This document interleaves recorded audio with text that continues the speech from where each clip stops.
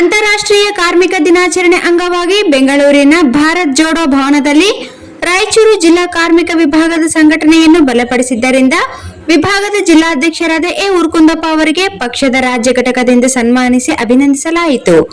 ಮುಖ್ಯಮಂತ್ರಿ ಸಿದ್ದರಾಮಯ್ಯ ಮತ್ತು ಕೆಪಿಸಿಸಿ ಅಧ್ಯಕ್ಷರು ಮತ್ತು ಉಪಮುಖ್ಯಮಂತ್ರಿಗಳಾದ ಡಿಕೆ ಶಿವಕುಮಾರ್, ಕಾರ್ಮಿಕ ವಿಭಾಗದ ರಾಜ್ಯ ಅಧ್ಯಕ್ಷರಾದ ಪುಟ್ಟಸ್ವಾಮಿಗೌಡ ಅವರು ಇವರಿಗೆ ಶಾಲು ಹಾಕಿ ಮೈಸೂರು ಪೇಟೆ ತೊಡಿಸಿ ಸನ್ಮಾನಿಸಿದರು.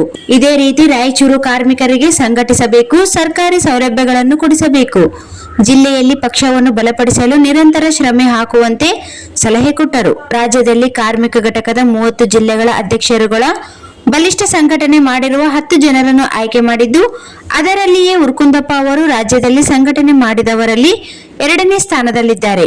ಕಲ್ಯಾಣ ಕರ್ನಾಟಕ ಪ್ರಾಂತ್ಯಕ್ಕೆ ಹೋಲಿಸಿದರೆ ಉರ್ಕುಂದಪ್ಪ ಮೊದಲ ಸ್ಥಾನದಲ್ಲಿದ್ದಾರೆ.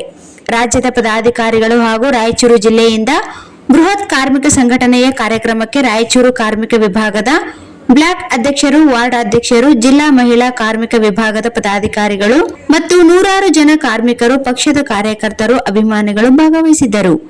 ಎಲ್ಲರಿಗೂ ಉರ್ಕುಂದಪ್ಪ ಅವರು ಕಾರ್ಯಕ್ರಮಕ್ಕೆ ಆಗಮಿಸಿ ಕಳೆ ಕಟ್ಟಿದ್ದಕ್ಕಾಗಿ ತುಂಬು ಹೃದಯದ ಧನ್ಯವಾದಗಳು ಅರ್ಪಿಸಿದರು. ಉರ್ಕುಂದಪ್ಪನವರು ರಾಯಚೂರು ಜಿಲ್ಲಾ ಅಧ್ಯಕ್ಷರು. ಅವರು ತುಂಬಾ ಕಷ್ಟದಲ್ಲಿದ್ರು ಅವರು ಬೇರೆಯವರಿಗೆ ಸಹಾಯ ಮಾಡಿಕೊಂಡು ಒಂದು ಸಂಘಟನೆಯಲ್ಲಿ ಮುಂಚೂಣಿಯಲ್ಲಿದ್ದಾರೆ. ಅವ್ರದೇ ಆದ ಒಂದು ಟೀಮು ಕಟ್ಕೊಂಡು ಅಲ್ಲಿ ಸಂಘಟನೆಯಲ್ಲಿ ಪ್ರತಿಯೊಬ್ಬರು ಲೋಕಲ್ ಕಾಂಗ್ರೆಸ್ ಲೀಡರ್ಗಳು ಎಲ್ಲರೂ ಗುರುತಿಸುವ ರೀತಿಯಲ್ಲಿ ಸಂಘಟನೆ ಮಾಡ್ತಾ ಇದ್ದಾರೆ. ಅವ್ರಿಗೂ ಸಹ ಸನ್ಮಾನ ಆಗ್ತಾ ಇದೆ.